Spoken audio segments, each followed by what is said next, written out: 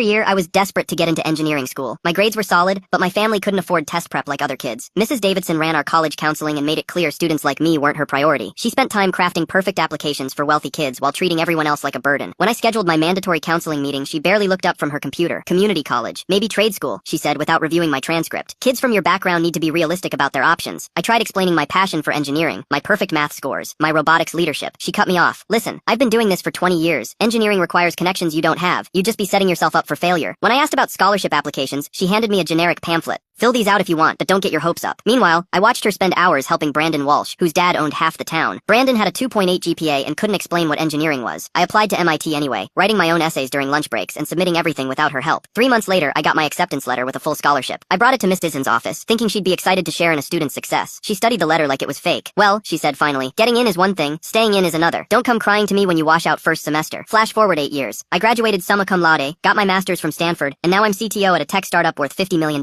Last week, my assistant handed me a stack of resumes for our new director of operations position. The name on the top application made me do a double take. Mrs. Davidson. Her resume was impressive, 25 years in education, multiple certifications, program management experience, but her cover letter caught my attention. I'm passionate about helping people reach their potential and have spent my career guiding young minds towards success. I almost laughed out loud. Instead of tossing her application, I decided to give her a fair interview. I wanted to see if she'd changed, if maybe she'd learned something about judging people's potential. The day of her interview, I waited in the conference room as my HR director brought her in. Mrs. Davidson looked exactly the same, perfectly styled hair, expensive suit, that same condescending smile. She didn't recognize me. For 30 minutes, I listened to her talk about her philosophy of nurturing talent and her ability to identify high-potential individuals. I pride myself on seeing the best in people, she said confidently. Throughout my career, I've helped countless students achieve dreams they never thought possible. When she finished her pitch, I leaned back in my chair. That's interesting, I said. Tell me about a time when you might have underestimated someone's potential. She thought for a moment. Honestly, that rarely happens. I've developed a pretty good eye for identifying who has what it takes to succeed. Never been wrong? Not about anything significant, she said with that familiar smugness. I opened my laptop and pulled up my old high school transcript, the same one she'd dismissed 8 years ago. What would you think about this student's chances of success in engineering? She studied the screen, not realizing whose grades she was reviewing. Decent academics, but engineering? She shook her head. This student lacks the background and resources necessary for that field. I'd recommend something more practical. I closed the laptop and looked directly at her. Mrs. Davidson, I'm that student. The color drained from her face as recognition finally dawned. You told me I'd never amount to anything, that I should stick to community college, that engineering required connections and resources I didn't have. Her mouth opened and closed like a fish gasping for air. I don't recall. Circumstances change. You're right, I said, standing up. Circumstances do change. 8 years ago, you had the power to crush dreams. Today, I have the power to recognize talent. I walked to the door and held it open. Thank you for coming in, Mrs. Davidson. We'll be in touch. We weren't. 2 days later, I sent her a polite rejection email. While your experience is impressive, we've decided to move forward with candidates who better align with our company culture of believing in people's potential. Sometimes the best revenge is just being really good at proving people wrong.